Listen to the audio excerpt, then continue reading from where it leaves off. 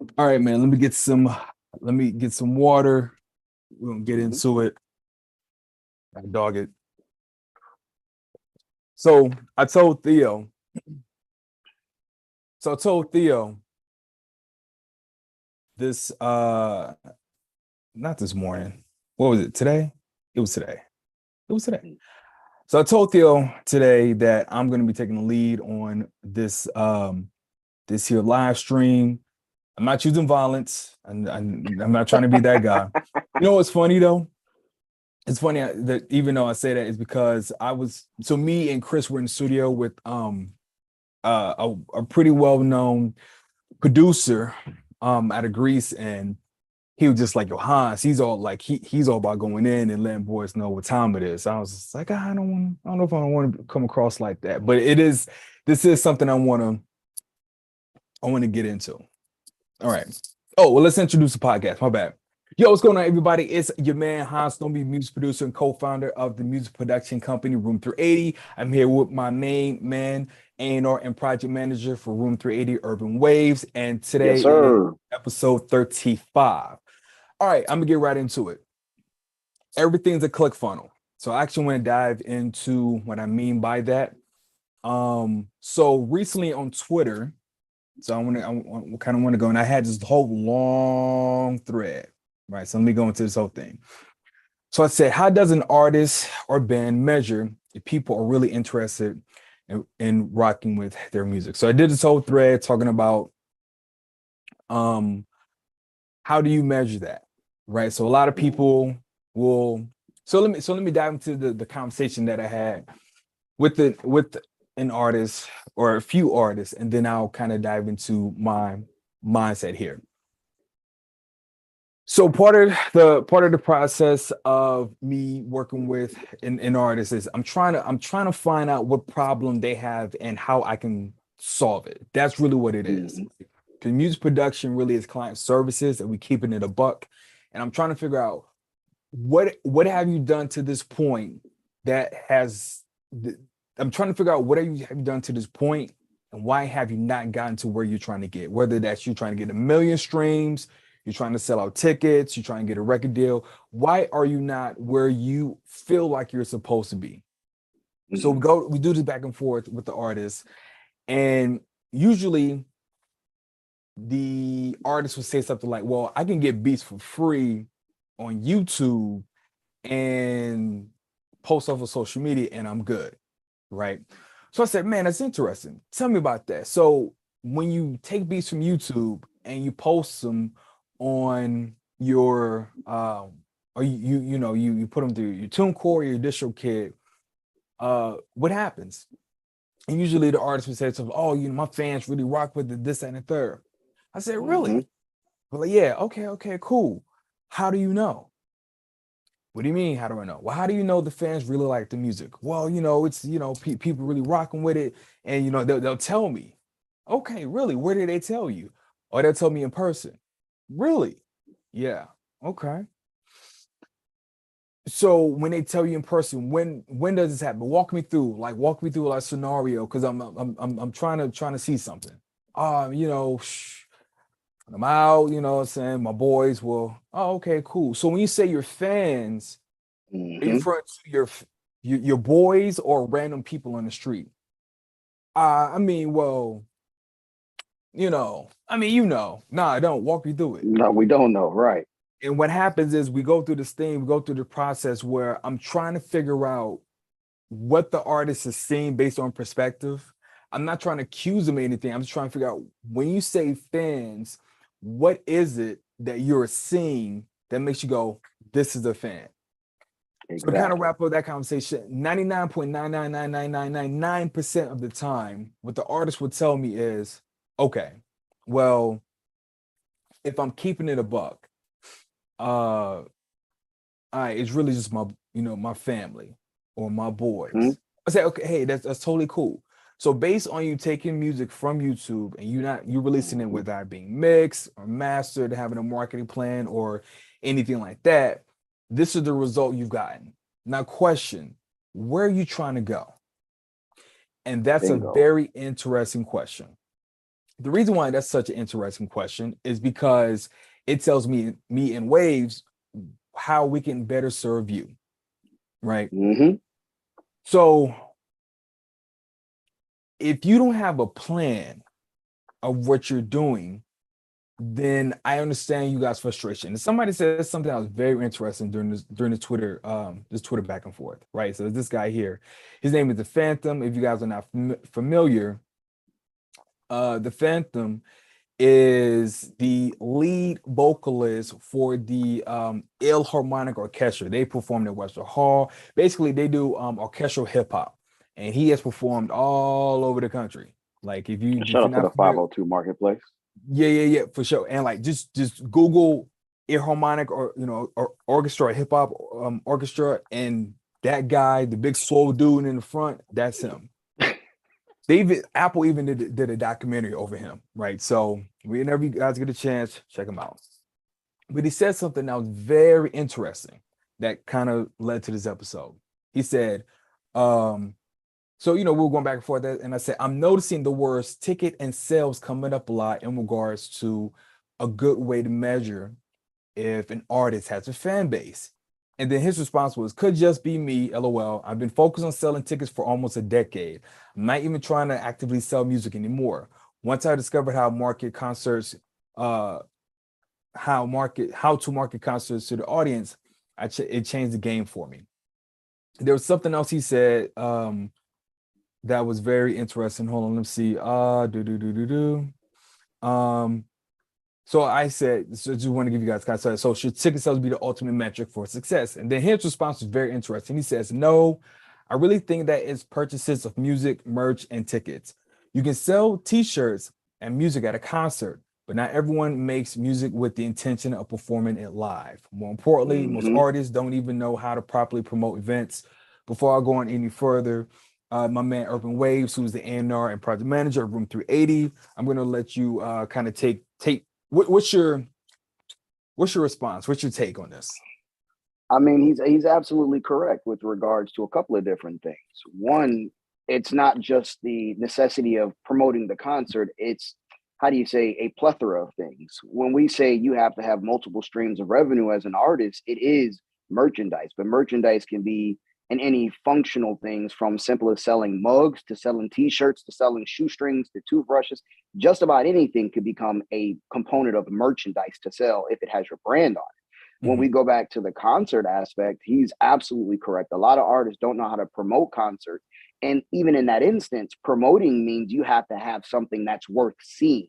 You know what I'm saying? And that's the difference between what he does, you know what I'm saying, with his organization when they get on stage. One, he's in a completely niche market, but he's made it so lucrative, you know what I'm saying, that he can get online and speak to the circumstance that is his weapon, which is making money by circumstance of pitching and positioning the concerts, as opposed to attempting to sell the music itself. Most artists focus on selling the music and complain about the streaming dollars, but by circumstance, Yeah. it's never been just about selling the music. Even when we weren't dealing with streaming, when we were dealing with actual sales of music was one component, because again, you were in a situation to where you were getting per contract a statutory rate, 9.1 cents on a dollar for an average artist. So you were making a lot of money, you know what I'm saying, in one respect, but a lot of your money even then still came from what? Touring.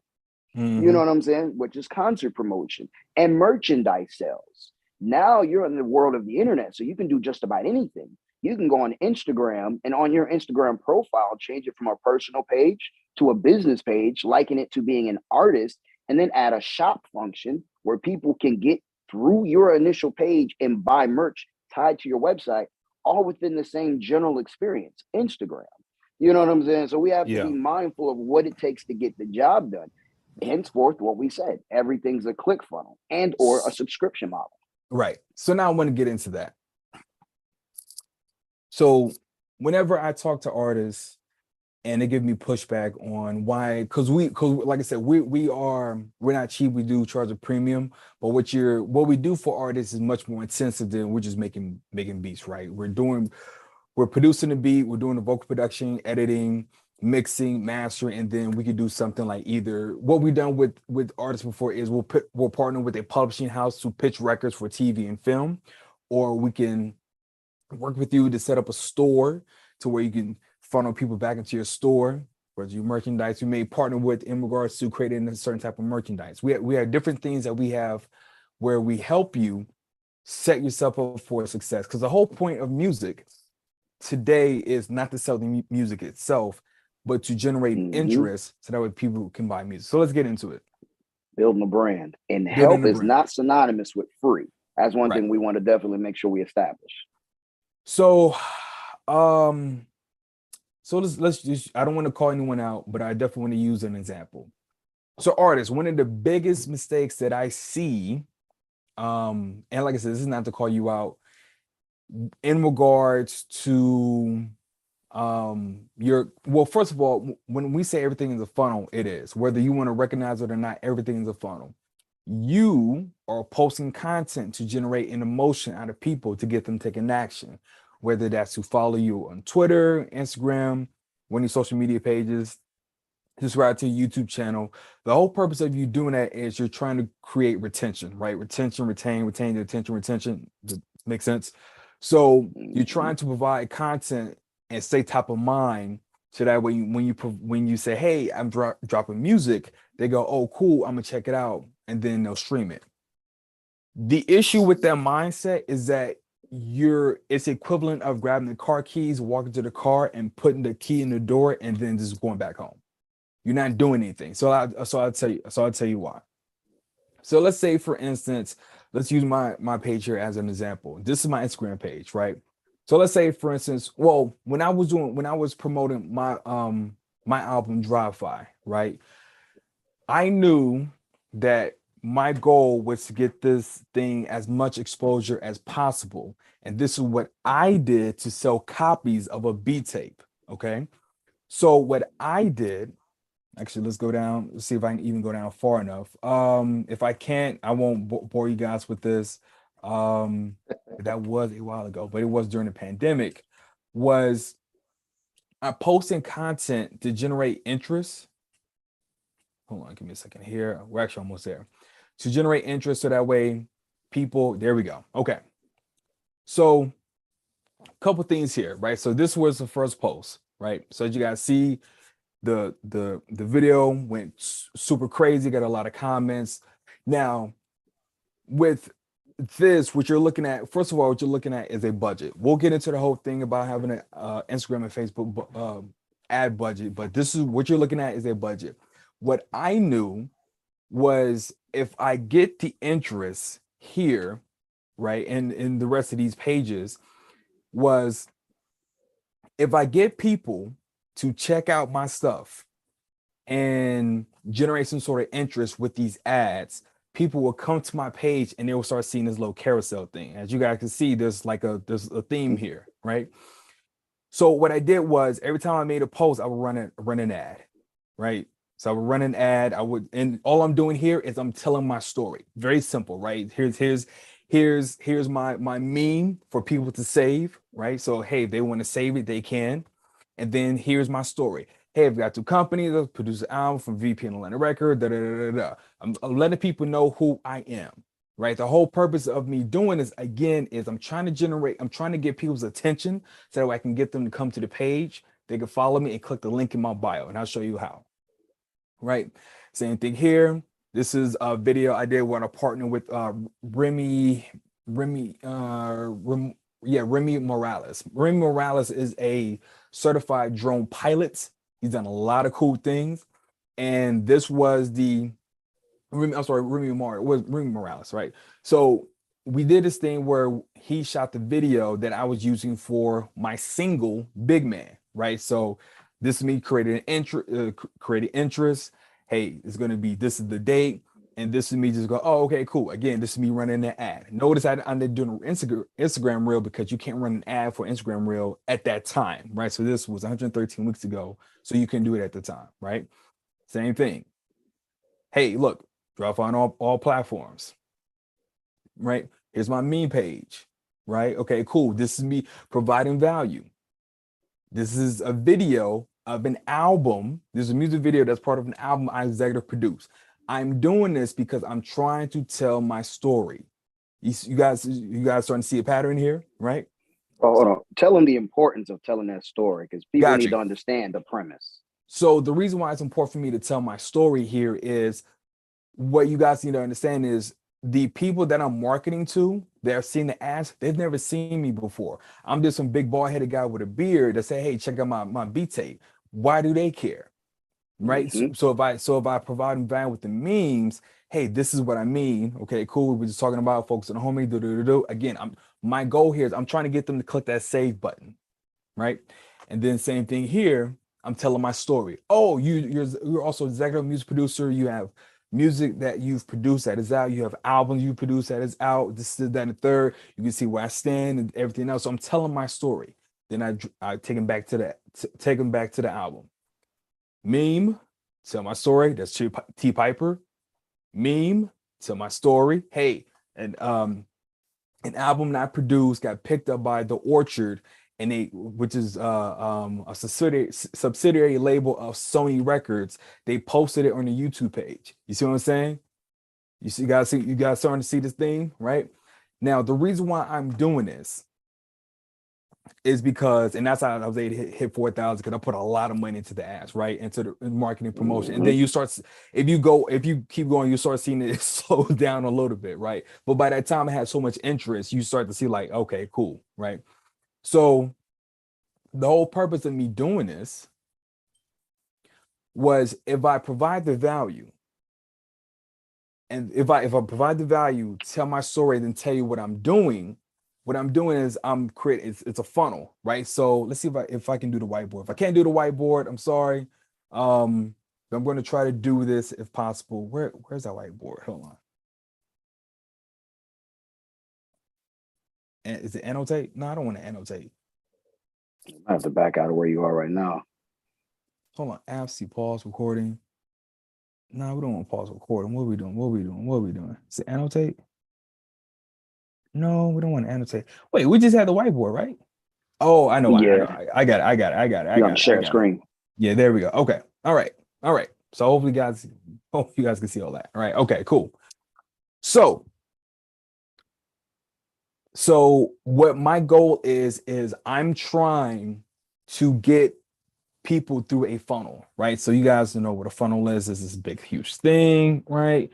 And there's top of funnels, bottom funnel, and everything else. I won't go into all the intricacies of it, but what I want you guys to understand is this is how I did it, and this is how I was able to sell copies of my beat tape, generate interest, have my followers go up by 2,000, get 2,300 followers, and that interest eventually led to me getting on thematic, and then me getting all this YouTube placements where like it's generated this revenue, ad revenue, this, that, and the third. But this is how I was able to do it, right?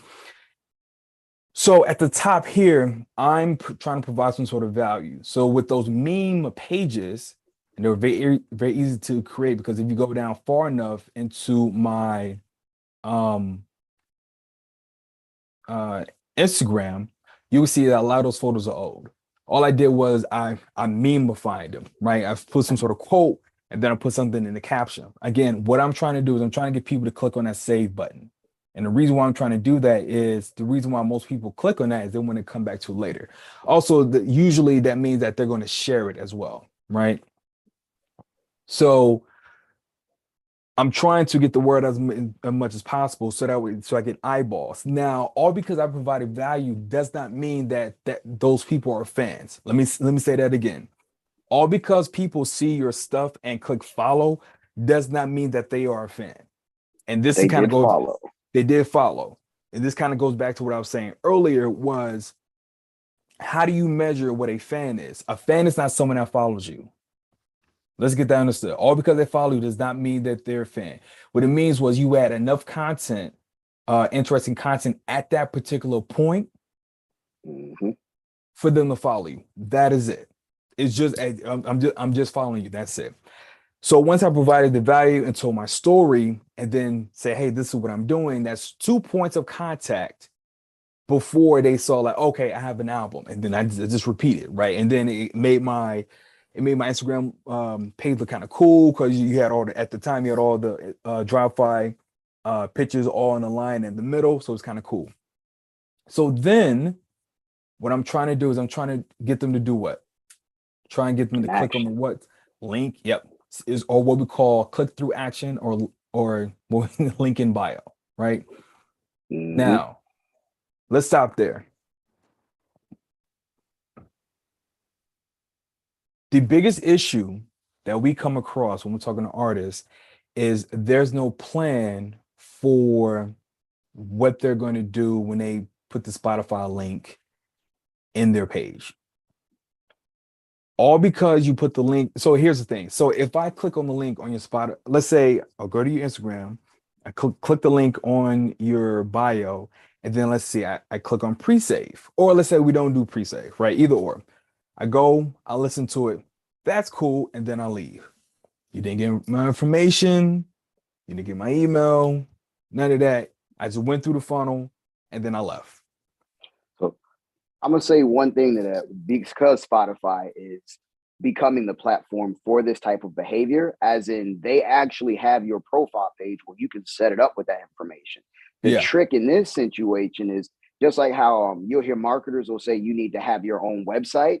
Yeah. In that same situation, people need to understand, hey, on your profile, your Spotify, it's something, whatever you're directing them to, you need to have your information set up in accordance to where people will legitimately pay attention because there's other things they can do. There's ways they can contact and connect with you visibly there, but as you stated, interesting.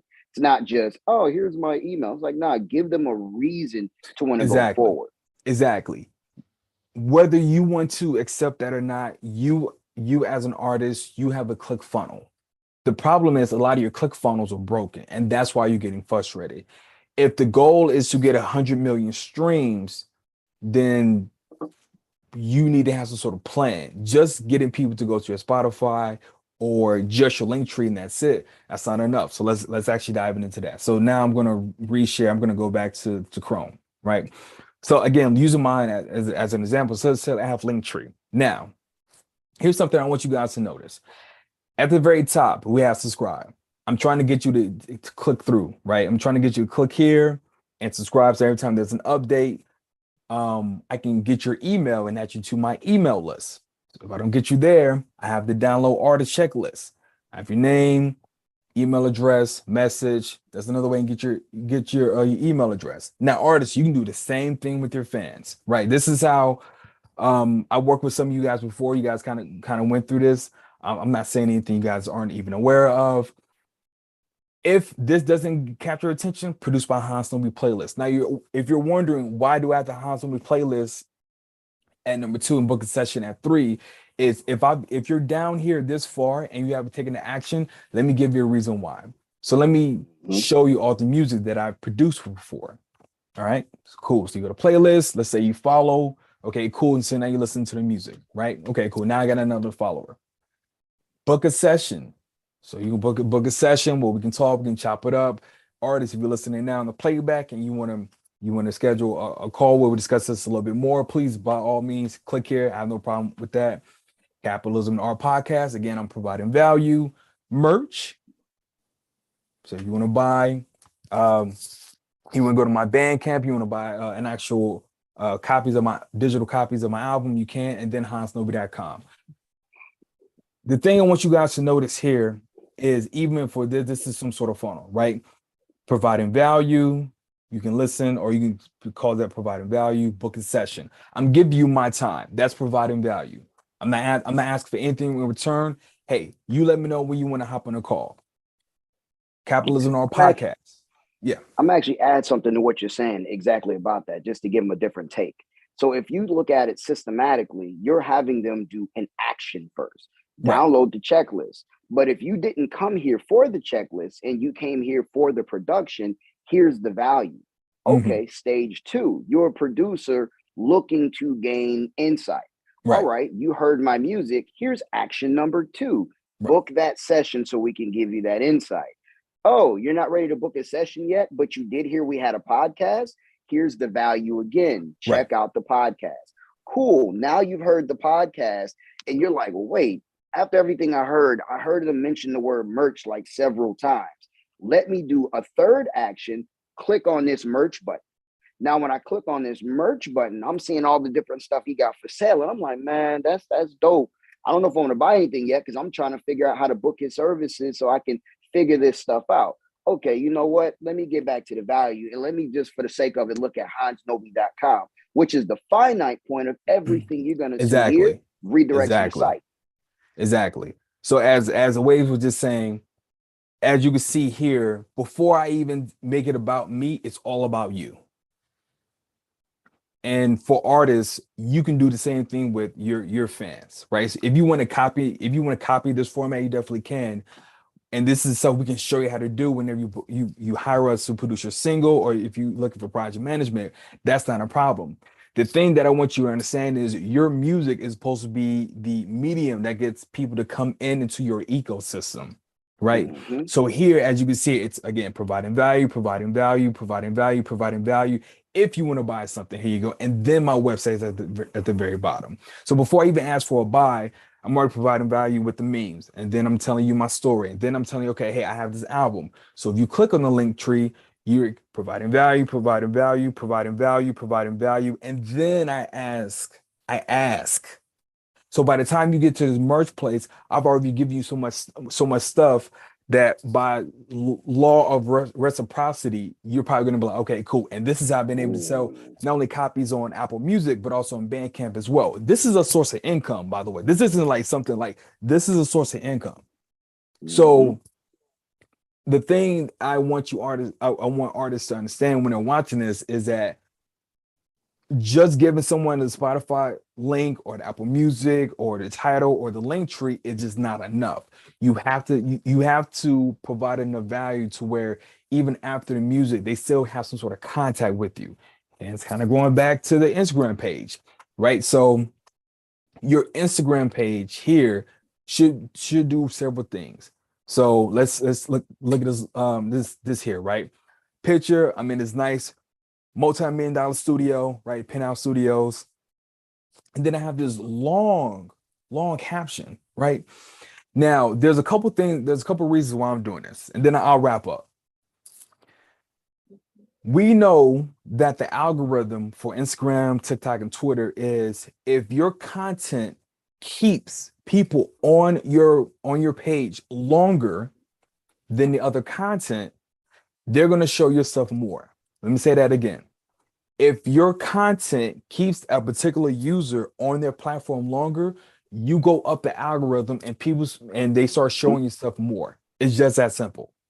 You're making them money, so of course they're going to show it. Right. So of course. So here's a photo. Okay, cool. There's that meme again. That's me providing some sort of value.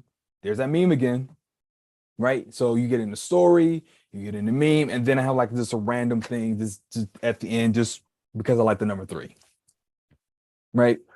Let's go. Let's look at another one. You like triangles too, correct? Shut up. So, so here, right here, same things. It's a photo. You can tell I'm at an event. I'm telling you my story here. Oh, if we go to there's that meme again. Right. All I'm doing is taking tweets. Right. And then I'm telling my story again. All I'm doing. Shout out to the law thirds. All I'm doing here. And shout out to Edward that wrote that piece on me about Room 380. So again, I'm trying to make as many touch points as possible. So when you do hit subscribe, you're getting something out of my content. So that way, when I say, hey, I got another beat tape or got an album that one of the artists we produced for it's coming out, whatever, you're not looking at me as just somebody that just randomly on your timeline that you're not getting something out of. And that has worked for me. So the reason I'm telling this story now is I want artists to reciprocate that in some sort of form, right? So whether they decide that they want to promote the single, the merchandise, or whatever, you can, but you have a system to do it. If you're just going to release music just for the sole purpose of just getting people to listen to it and then that's it, then that's fine. But you can't go online and rant about how stuff is unfair and people sleeping on you when you have a basic system to make anything, right? So let me do this last thing, and then ways I want you to go ahead and wrap this up with everything I said because I feel like I'm talking too much. But let's go through this thread fairly quickly, right? Okay. All right. There's a part here I want to point out, right? So actually, no, let me go back to the whiteboard. Let me go back to the whiteboard. Give me a second here. Right. Okay, cool. All right. So let's do some math here, right? Okay. So if you're on Spotify, right, or DSPs, let's say in some weird dystopian world, all the DSPs pay the same, right? Which is 0.00329, right? My goodness. And then, right, and then let's say you get 100,000 streams. That's 100K, right? So let's do 100,000 streams. Okay, let's do the math real quick. Right, I did it earlier, but I don't remember the number. Right, so let's do 100,000 times 0.00329. That's $329. Right, of course, a lot of y'all just move the decimal. I didn't feel like doing it. Right, so that's $329. Let me close that. Right, $329. You're like, oh yeah, 329 is cool. Okay, cool. Now, if you're getting this, let's say per hour, that's dope. But most of you guys probably are not, right? Now, from the campaigns that Waves and I have studied and seen with previous artists, is that they're not spending any ad money, right? So there's no way to get the money, the messaging out, and the thing that they say a lot is, well, I just promote on social media. Okay, cool. For 100,000 streams, and let's say collectively across all your social media platforms, collectively you have 10,000 followers, right? So you get 10,000 followers, and let's say it takes you about a month, right? We're just guessing here, a month to get to 100,000. Okay, cool. Now, if you're promoting, let's say 5 hours a day, right? 5 hours a day on all social media platforms a day, and say you do that 7 days a week, that's 35 hours, right? Is my math correct? Okay, that's 35 hours. 35 times 4 is how many hours? Right? 35 times 4? Yeah. What's the number? Looking at 140 hours. 104. Okay, so 140 hours, right? 140 hours. So it took you 140 hours to get 329. Theo, sorry, I said your government. Waves. Do me a favor. We're going to pull up from the audio. No, do me a favor. If I'm making $329 in a month, but I work 140 hours, how much is that per hour? I'm sorry, you said you're making $329. Run that one more time. So if I make $329 in a month, but I'm working 140 hours per month, how many hours? How much am I getting paid per hour at that rate? Well, based on my math, it's looking like you're getting paid $2.35 an hour. That is correct. $2.30. What? Horrible. 5 cents. Somebody's in the restaurant industry right now. Okay. So here's what I want you guys to understand, right? So based on just putting the Spotify link in your bio, right? And this is just exclusively Spotify. If you were to get 100,000 streams in 1 month, that's $329. Now let's say that's cumulative. That's cumulative. Now keep in mind, that doesn't mean the next month you're gonna get 320. You have to go get another 100,000 streams, right? Okay. So it falls off. It falls off. So let's say cumulative $329. If you were to promote on social media, and on social media, it's 5 hours a day for 7 days a week for a whole month, that gives you 140 hours. At 140 hours, that means you're working at $2.35 an hour to try to get day job. this. Yeah. So based on the math that we see here, it's very understandable why a lot of artists are extremely frustrated with the payout. We get that. But you should know by now that you have to do a lot more than just a payout. You have to do a lot more. Hence, going back to what Phantom was saying, right? Going back to what he was saying is, let me go back here. What was that? What was that line where he said it? Hold on. No, hold on. Where's that? Where's that line?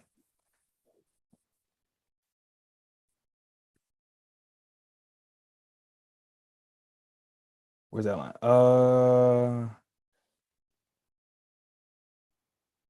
Let's see. Okay.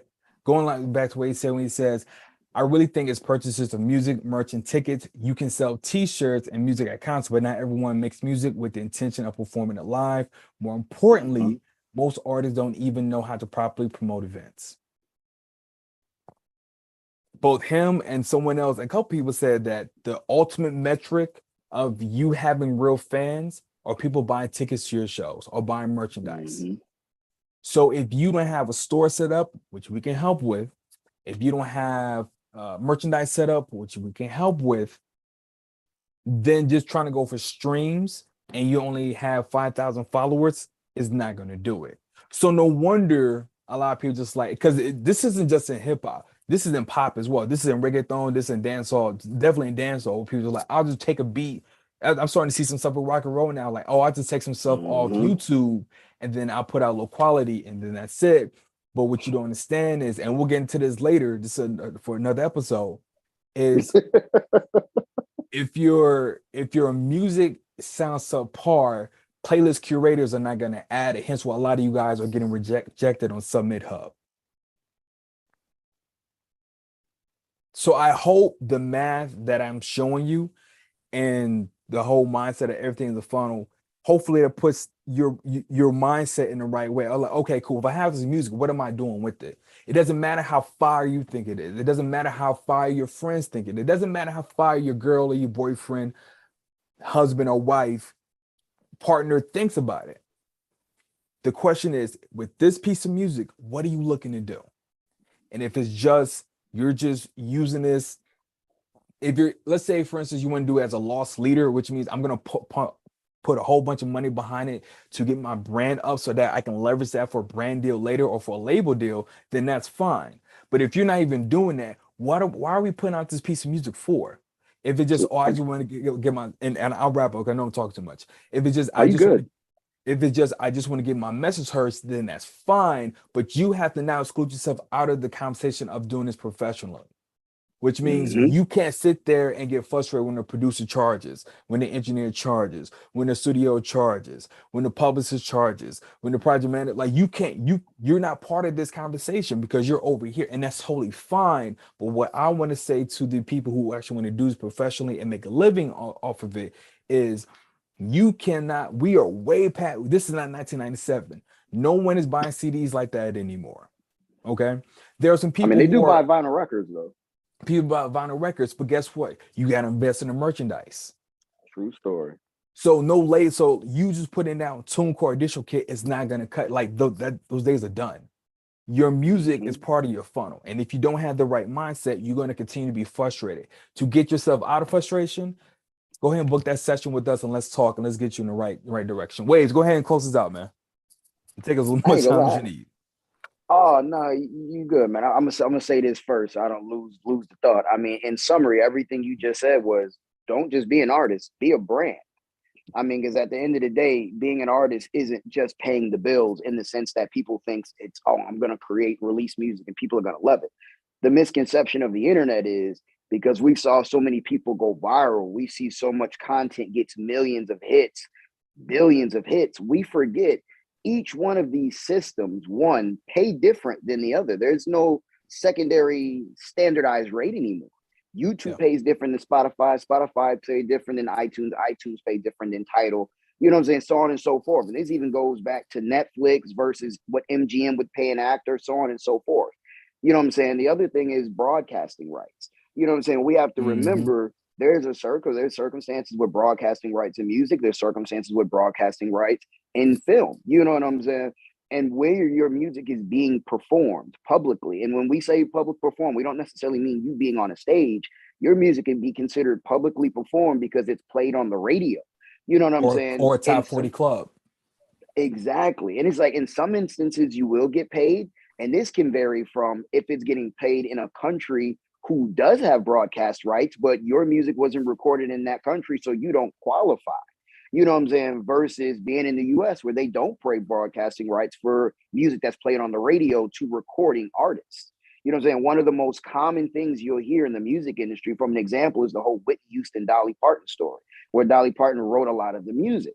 And then the question becomes, well, if Whitney wasn't writing all of her music, but she's this legendary, incredible sound, how is she getting paid? Well, I mean, there's many revenue streams. One, public performance, you physically performing. You know what I'm saying? The sale of the music. But again, the sale is dictated based on who owns the masters, because you're contractually in a conversation of what they're paying out to you. You know what I'm saying? So you have to be careful. You can't be lazy with this just because you can put it on the internet and you can reach a billion people. The truth is, even though you can reach a billion people, it's technically harder to reach people now than it was before. People are going to be like, well, how was that? How was that? The reality is, you have so many more people dropping content at the same time as you. So what makes the difference between you and this person who just dropped 50 songs today? You drop one, they drop 50. From an algorithmic standpoint, they're going to rank higher because they're dropping more content. Doesn't matter if it's valuable. It's the fact that they're doing an action. So systematically, their system is going to say, we need to put such and such to the forefront. They're going to get to that billion people faster than you're going to get to them. And we can't be lazy about this. Yeah, and there's so much content. There's so many. I automatically see like the next 15 episodes is because, and the reason why I took it here was because I was listening to the last episode and I was like, okay, what are people really talking about? The people that follow me and the people that follow this podcast. What are some things we can help you guys with so you can understand? And what I realized is that, like, even with the content, I won't get deep into it, but like even with the content, I've spoken to like 30 musicians over this week because I'm working on a pretty big project. And when we talk about content, it's like, man, I don't know what to do. And it's just like, what do you mean you don't know what to do? Like, this, you are the content, but they didn't understand the context. So I say all that to say this. I want this episode to be a mind shift for you guys, whether you listen on, YouTube, Spotify, Apple, podcasts, Amazon, whatever. I want you guys to start thinking about your stuff in the sense of you are no longer going to operate as just an artist. You are going to operate as a business, and this is going to give you the framework to do it. You now know that your Instagram, your Twitter, your Facebook, and your TikTok, these are funnels, period. Your job is to tell your story, get attention, and I'll leave it up to your discretion how you want to do it. But first, get attention. Get you some business. Tell your story, but make sure when we say your business has to be set up, that's what we mean. So if you have a store, if you're doing concert tickets, you can do stuff live. Like I spoke to a guy that helped another guy do live performances on YouTube, and he had a tip jar, he had his Cash App in his watermark, which I thought was genius. His Cash App is in his watermark, and people just send him money as he's performing, and he's been able to make a lot of good money doing that while he's working his 9 to 5. There's a million ways to skin the cat, but the question is, what are we doing this for? We no longer live in the time of, well, I just want to put the music out.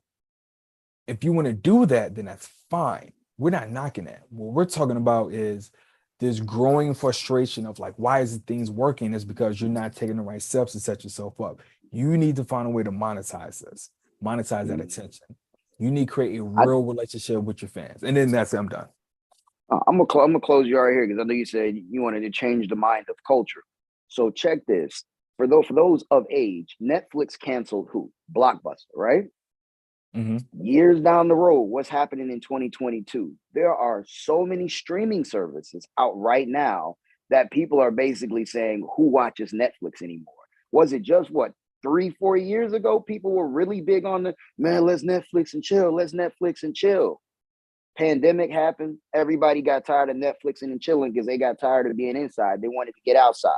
Now everybody want to get outside, but everybody want to get outside with every other streaming service. There's too much content in the marketplace, which means if there's too much content and it's quality, you're going to have an incredibly hard time getting access to the people you want to get access to with low quality.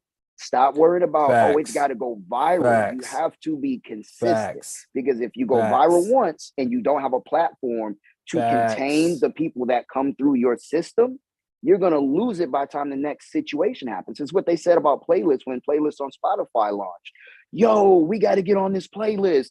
Bet they put your song on the playlist, you get 1 million viewers. But if they don't listen to your song because they liked your record, they just listened to it because it was in the playlist. Guess what happened when your next record launched? You were one record away from being shelved. That's what happened. People don't pay attention to those situations. Man, we'll have to continue this on another episode. But as Theo was saying, like, but this is why we harp on so much in regards to our production quality, is that the mixing and mastering, like everything has to be. If your record doesn't stand out from that playlist, people listen to playlists so that way they can add that music to their own playlist. That's how a lot of artists get found, but it has to be quality. And who you competing against? Don't say self, because yourself is going to keep you a hobbyist. You need to realize you competing against the market space. Even if it's low quality, those records are outliers. Mm-hmm. I don't understand this mindset of trying to bet on yourself being an outlier when you can just take the safer route and put out quality. And you know for a fact that when you go to Submit Hub or Thematic or any of these other playlisting services, they're more likely. You're more likely. And that's it. But yeah, that's all I wanted for today. For today's episode, man. Also, I have to say this because I'm kind of part of the family, the All Deaf Squad family, but I need to say something. Rest in peace to Teddy Ray.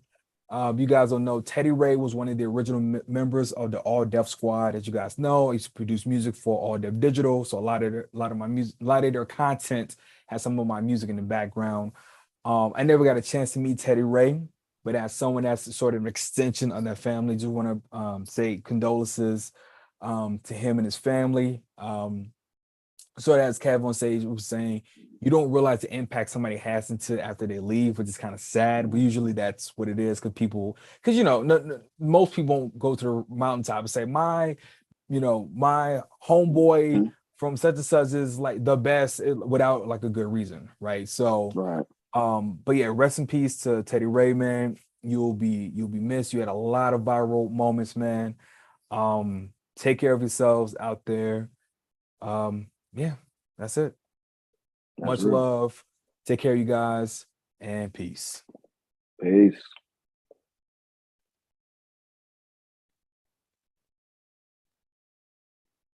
Okay. Bruh, I'm not gonna lie. You had posted when you brought up Twitter, I had